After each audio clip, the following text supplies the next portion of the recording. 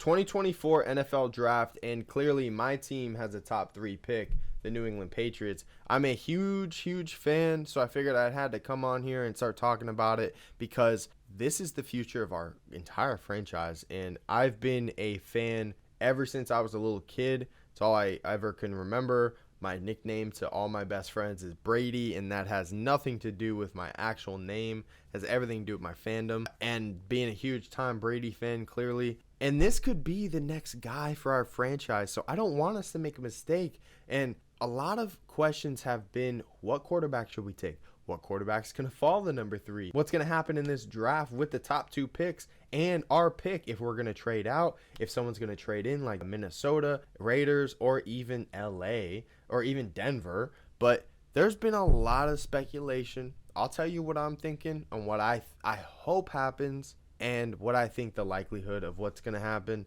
I don't necessarily think that those two are going to line up, but this is my wet dream of this year's draft. And personally, I pulled up Daniel Jeremiah's mock draft because he's normally the one that's tied in the most behind the scenes. And number 1, he has Caleb Williams. I think everyone has Caleb Williams number 1, and I think the Chicago Bears are definitely going to take him.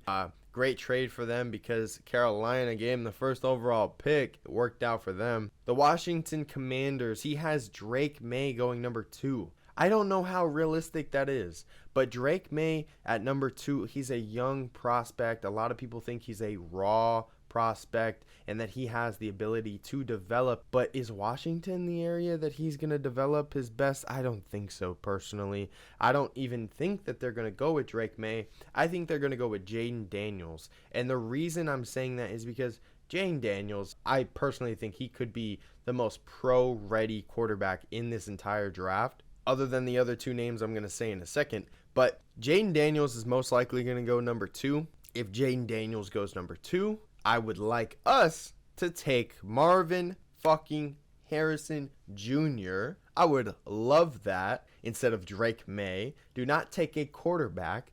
There are going to be multiple quarterbacks that fly off the top. Everyone's like rough top 5 is Caleb, Drake May, Jaden Daniels, JJ. But my personal favorite would be number 5, Michael Penix. Why is everyone sleeping on the dude who ran about a 4.4, if not a 4? I don't know exactly, but he ran a fucking crazy number at his pro day, coming off, 2 ACLs? The medicals say he's fine. He took the Washington Huskies to a national championship last year. Why is everyone sleeping on this kid? Why?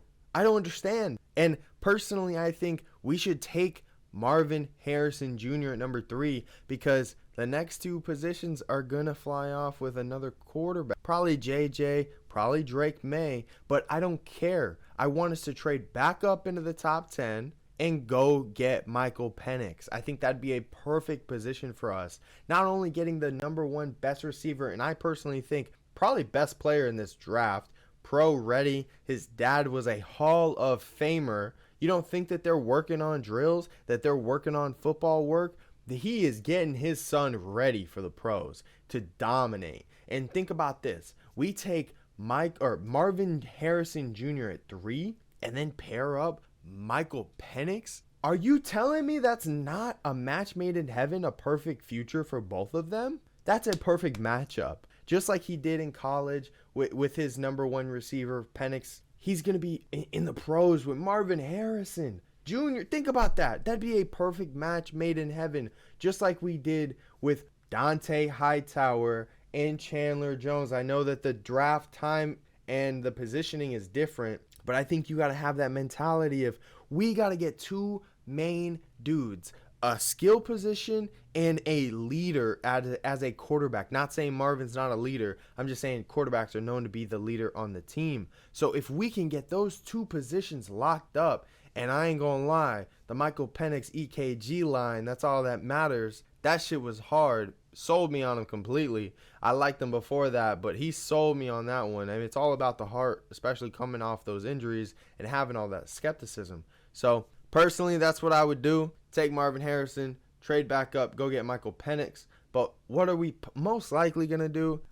If things lay out the way I think that they're going to happen, Jaden Daniels is going to go number 2, not Drake May.